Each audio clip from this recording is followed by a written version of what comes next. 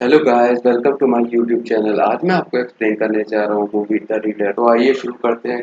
Film की शुरुआत होती है और 1995 जर्मनी को दिखाया गया है। हमें माइकल को दिखाया जाता है जो ब्रेकफास्ट बना रहा होता है। लास्ट नाइट वो एक औरत के साथ होता है, उसी के लिए वो ब्रेकफास्ट बना रहा होता है। उस लेडी से बातों ही बातों में हमें पता चलता है कि आज उसकी बेटी 1 साल बाद वापस आ रही होती है। उस लेडी के जाने के बाद माइकल खिड़की के पास आता है, तभी ट्रैम वहां से गुजर रही होती है और वो अपने पुराने दिनों में खो जाता है जब माइकल एक टीनेजर होता था। एक दिन ट्रैम से वो घर जा रहा होता है, लेकिन अचानक से उसकी तबीयत खराब हो जाती है। ट्रैम से उतरता है और बारिश में चल ही रहा होता है, तभी एक अपार्टमेंट के सामने वो उल्टी कर देता है। तभी हैना, जो कि ट्रैम कंडक्टर थी, आके उसकी मदद करती है। उसका वॉमिट साफ करके उसे घर छोड़ के आती है। माइकल को स्carlet फीवर हुआ है। अगले 3 महीनों तक उसे घर में ही रहना पड़ेगा। जब वो ठीक हो जाता है तो अपनी मॉम को हैना के बारे में बताता है, जिसने उसे उस दिन घर छोड़ा था जब वो बीमार हुआ था। मॉम माइकल से उसके घर का एड्रेस देने को कहती है ताकि वो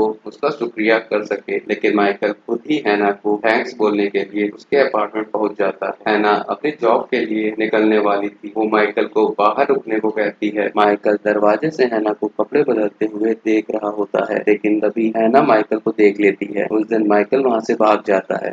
इसके बाद रोज वो हैना को चुपचाप रैंप से ट्रैक में आते जाते देखता है। उसकी हिम्मत नहीं होती है उससे बात करने की। एक दिन वो हैना से मिलने उसके अपार्टमेंट पहुंच जाता है। हैना उसे 2 बाल्टी देती है और नीचे से कोयला लाने को कहती है। कोयला लाते हुए माइकल के कपड़े और फेस दोनों गंदे हो चुके थे। उसका ये हाल देख के हैना कहती है कि इस तरह तुम घर नहीं जा सकते, इसलिए माइकल को कपड़े उतार कर बाथ लेने को कहती है ताकि वो साफ हो जाए। माइकल नहा के टॉवल पहन के निकलता है। तभी हैना अपने सब कपड़े उतार कर उसके पीछे से हग करती है और कहती है कि यही तो तुम चाह रहे थे, इसलिए तुम मेरा रोज पीछा कर रहे थे। इस बात का जवाब माइकल नहीं दे पाता और वो दोनों इंटीमेट हो जाते हैं। घर पहुंचते ही उसके पापा माइकल से पूछते हैं कि तुम्हें इतनी देर कहाँ हो गई, जिसमें माइकल बोलता है कि वो खो गया था। साथ में बैठी बहन बोल देती है कि कोई अपने होम टाउन में कैसे खो सकता है। इस बात पे माइकल की मॉम उसका साथ देती है कि माइकल झूठ नहीं बोलता। माइकल अपने पापा से कहता है कि वो अब अच्छा फील कर रहा है और कल से स्कूल जाना चाहता है, जिसपे उसके पापा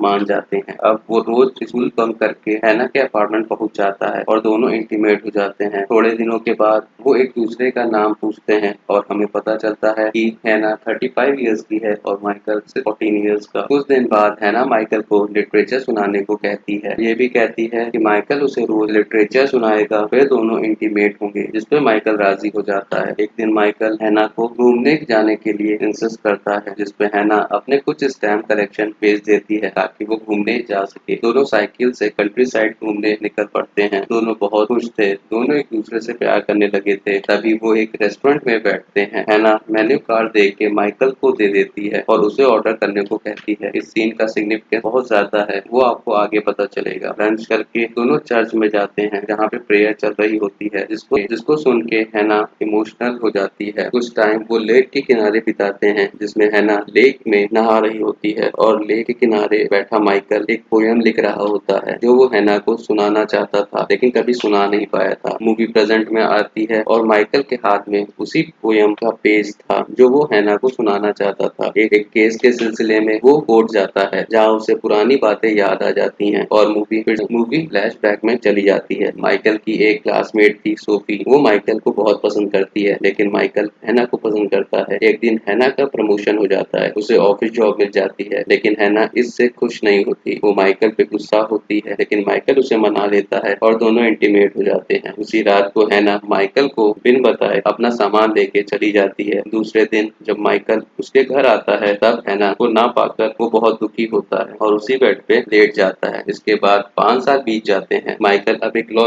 कॉलेज का स्टूडेंट था। एज अ लॉ स्टूडेंट उन्हें एक कोर्ट ट्रायल में ले जाया जाता है। ये ट्रायल उन औरतों पे था जिन्होंने एक चर्च में 300 जूश औरतों को जला के मार दिया था। इन 1944 जर्मनी में जूश लोगों को फोर्सफुली मजदूरी के लिए ले जाया करते थे। वहां से उन्हें कंसंट्रेशन कैंप में भेज दिया जाता था और इन्हीं कंसंट्रेशन कैंप की गार्ड ये 3 औरतें होती हैं, जिनमें हैना भी थी। हैना को देख के माइकल शॉक हो जाता है। वो धीरे धीरे अपनी पुरानी यादों से बाहर आ ही रहा था, तभी हैना को देख के वो सब पुरानी यादें उसे फिर याद आ जाती हैं। इस पूरे इंसिडेंट की एक विटनेस थी, येलेना, एक ज्यूइश लेडी, जिसने अपनी डायरी में लिखा था वो और उसकी माँ कंसंट्रेशन कंसंट्रेशन कैंप से जिंदा बाहर निकली थी। वो हैना और दूसरी औरतों को आइडेंटिफाई करती है और वो ये भी कहती है कि हैना रैंडमली किसी को चूज करके उससे बुक पढ़वाती थी। जब हैना से पूछा जाता है तब हैना कहती है कि वो कमजोर 10 लोगों को सेलेक्ट करती थी, बुक रीड करने को कहती थी और उन्हें बाद में मार दिया जाता था ताकि आगे आने वाले लोगों के लिए स्पेस बन सके। वो ये भी कहते हैं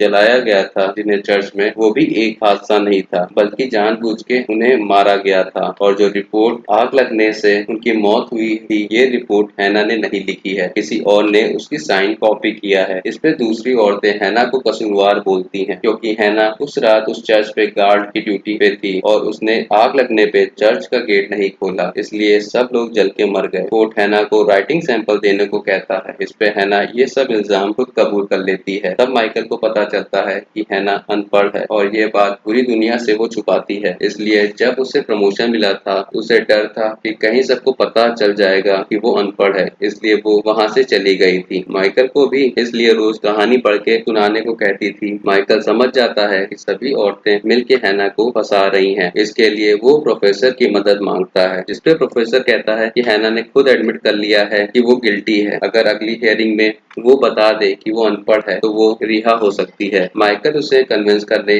जेल जाता है लेकिन वो उससे नहीं मिलता और वापस आ जाता है क्योंकि कहीं ना कहीं वो हैना को वो दर्द देना चाह रहा था जो हैना ने उसको दिया था। अगली हेयरिंग में हैना को उम्र कैद की सजा मिलती है। माइकल शादी करता है, उसकी बेटी भी होती है जूलिया, लेकिन वो अपनी वाइफ से इमोशनली अटैच नहीं हो पाता, इसलिए उसका डाइवोर्स हो जाता है। एक दिन माइकल को वही बुक्स मिलती हैं जो वो हैना को पढ़ के सुनाता था। वो बुक को रिकॉर्ड करके हैना को भेजता है। हैना उस रिकॉर्डिंग और लाइब्रेरी की बुक की मदद से पढ़ना लिखना सीखती है। माइकल को लेटर लिखती है लेकिन माइकल उसका कभी जवाब नहीं देता है। ऐसे ही 20 साल बीत जाते हैं। हैना की जेल से माइकल को कॉल आता है कि हैना रिहा हो रही है, उसके लिए एक नौकरी और रूम का इंतजाम वो कर दे, हैना का कोई कर दे। हैना का माइकल के सिवा कोई और नहीं था। वो माइकल को मिलने के लिए बुलाती है। माइकल उससे मिलने जाता है लेकिन उससे दूरी बना के रखता है। दूसरे दिन हैना को रिहा करने वाले थे। जैसे ही उसकी सेल को तक हैना की बॉडी मिलती है, उसने सुसाइड कर लिया होता है। उसी सेल से एक नोट मिलता है जो माइकल के लिए होता है। उसमें लिखा होता है कि टिन में जितने भी पैसे हैं वो येलेना को।